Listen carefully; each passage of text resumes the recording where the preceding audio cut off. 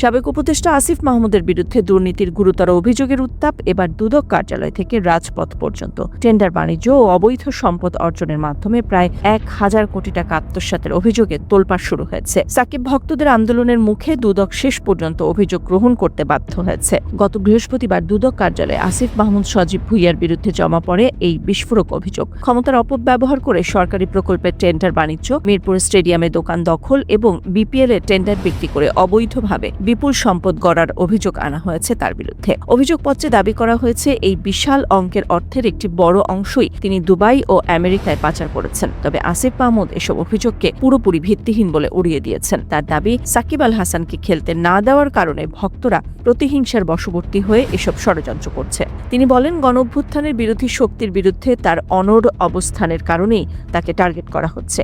মাত্র ১ বছরে তার রাজনৈতিক অর্জনকে খাটো করতেই এই অপচেষ্টা। দুদক কর্মকর্তারা জানিয়েছেন, জমা পড়া অভিযোগগুলোর প্রাথমিক সত্যতা যাচাই চলছে। প্রমাণ মিললে খুব শিগগিরই তার বিরুদ্ধে নিয়মিত মামলা দায়ের করা হবে। রাজনৈতিক প্রতিহিংসা নাকি দুর্নীতির প্রকৃত চিত্র, তদন্ত শেষেই বেরিয়ে আসবে আসল রহস্য।